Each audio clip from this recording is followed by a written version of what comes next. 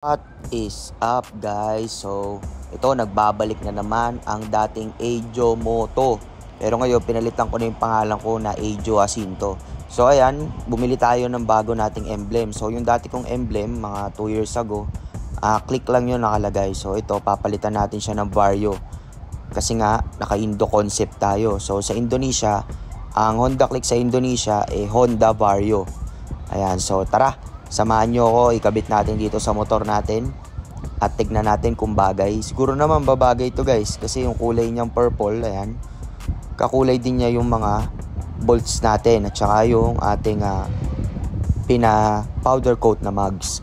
So tara, samahan nyo ako, kabit lang natin to ng mabilisan.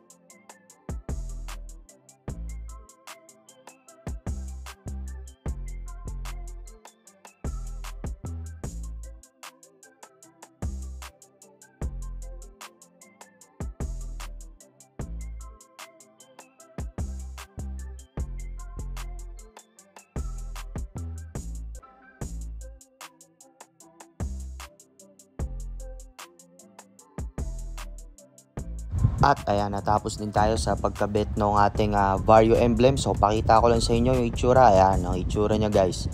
So GR5 Vario emblem yan. Titanium yan guys. Hindi yan yung mga nabibiling mumurahin sa Shopee guys. Medyo may kamahalan to. Pero quality naman ito pag ito yung nilagay nyo sa mga Honda Click nyo o Honda Vario nyo dyan. So marirekomenda ko ito. Na ito yung ilagay nyong emblem kaysa doon sa mga mumurahin na madaling masira guys. Ayan, yung itsura. Ayan, so ayan, salamat sa panonood guys. Abangan nyo pa, sana mas manood pa kayo dito sa ating YouTube para makita nyo yung lahat ng mga i-upgrade ko dito sa motor natin. Marami pa, sobra. Kaabang-abang guys, maraming salamat.